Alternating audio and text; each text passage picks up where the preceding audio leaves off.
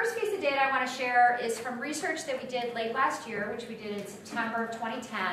And we scanned, using our scanning tools called OSS Deep Discovery, Android apps and iOS apps, both iPhone and iPad. And we looked for any kind of open source under any kind of license. And in that research, we found that, not surprisingly, over 88% of Android apps use some type of open source, and 41% of iPhone apps use some open source. So open source is very broadly used. Is that figure not counting Android itself? Not counting Android itself, the app itself that you would download. Okay? Questions?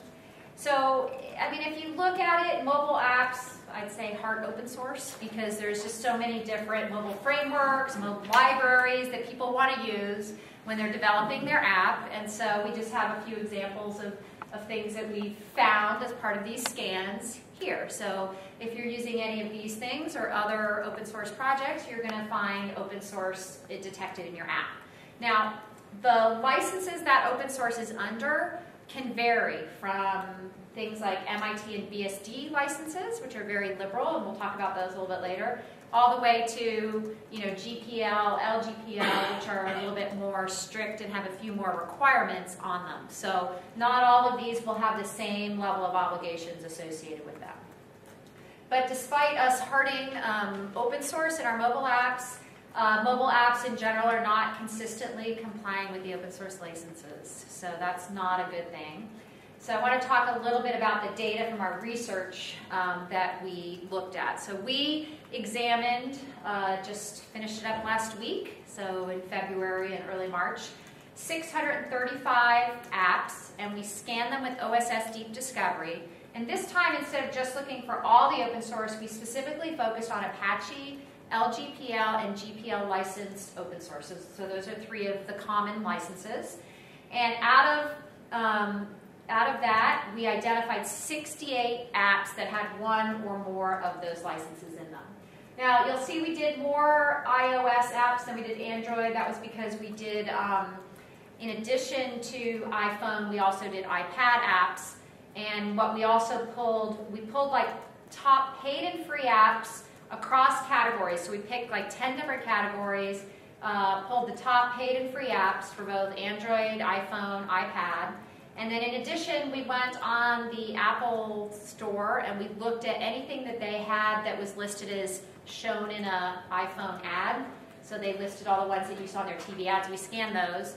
And then we also went to the top 20 Fortune 500 companies and we looked for any apps that came from them and we downloaded those as well. So that's what added up to the 635. So for the 68 that had one of the three licenses I mentioned, we then looked to see were they complying with those licenses or not. And so we looked at just a few key obligations. So those licenses have a whole set of obligations, but these are the key ones that you run into. So in the case of Apache, we looked at providing a copy of the license. So if you have Apache, you're supposed to provide a copy. And notices and attributions. So there's some requirements about providing a notice that you have something under Apache and providing the appropriate attributions depending on the project that you're using. So those were the two we looked at. We didn't look at any other obligations besides those. GPL and LGPL, we looked at two obligations as well, providing a copy of the license, but also in those cases you have to provide source code for the GPL or LGPL component.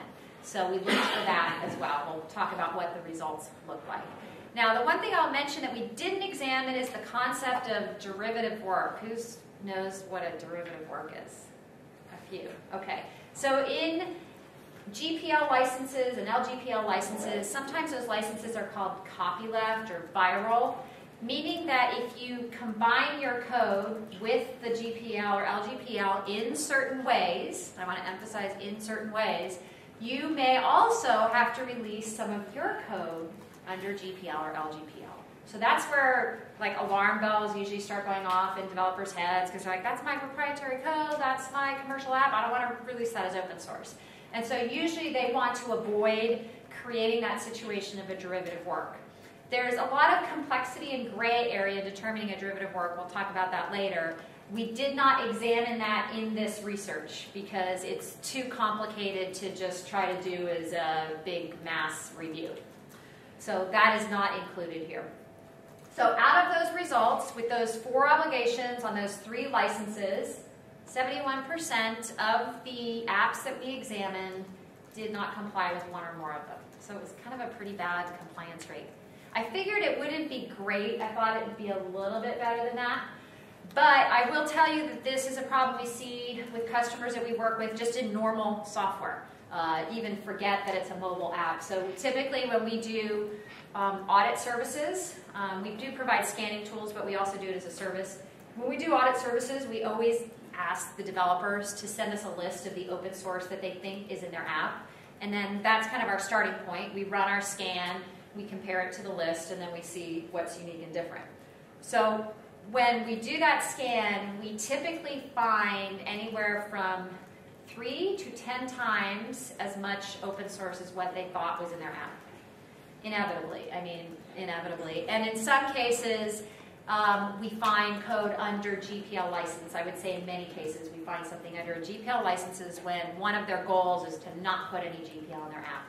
So there's a lot of reasons we'll talk about, but it's challenging to figure out all the open source and all the licenses, and so that's part of the reason that we help with services and tools. So if you look by platform, Android versus iOS, I'm a little bit embarrassed to say that Android is a little bit behind the iPhone platforms. I don't know if this would be statistically significant given the small sample size. Part of this could be because, iPhone and the iTunes store now, I guess they call it the Apple App Store, have, a little more regulations to get in the stores, so maybe that makes people pay more attention. I'm not quite sure why, but there is a slight difference here. So now the question is okay, I see there's a lot of apps out there that might not be complying. Maybe or maybe not that impacts my app, but do I really need to care about this? I was talking to a guy out there at the exhibit, and he's like, yeah, I know that there's these open source licenses, but it seems like there's never anything that happens about compliance, and you really get in trouble if you don't comply. So that's what we're going to talk about next. So there's 3 reasons that you might want to consider spending a little time to comply with these licenses. And the first is really just it's the right thing to do. And this is kind of the Boy Scout approach, but the people that develop this free software do have this software available as a copyright, so they hold the copyrights to that software. They choose to make it freely available to all of us, and all they ask is that you follow their license. And that license may be very minimal in terms of the requirements, like a BSD or MIT, or it may be a little more challenging to comply with, like the GPL. But that's really the quid pro quo that they're asking for. And legally, there have been lawsuits that have really proven the validity of these licenses. There's not a ton of litigation history on it, but everything points to the fact that they actually do have the rights to require people to comply. So the second reason is the issue of your own IP, and I alluded to this earlier, but when we look at what are called copyleft licenses, and copyleft is a play on the word copyright, and the idea is that I always think of it as if you combine it, there's kind of a copyright left over. So using those licenses, which include things like Mozilla public license, like Eclipse public license, like GPL, like LGPL, there's a whole slew of licenses that fall into this copyleft category, can have impact on your own IP. And you want to know what that impact is so that you can manage that according to your wishes and desires. So this is where we get to the question of a derivative work. So if we take open source under one of these copyleft licenses, like GPL, and we take your code and we combine it in certain ways, that can create what's called a derivative work. In addition, if you take the open source code and you make modifications to that code, like you put a patch in, a fix, you make a change, you add something in, that also creates a derivative work. In the case of a derivative work, you now have a whole set of additional obligations which could require you to license your code under an open source license.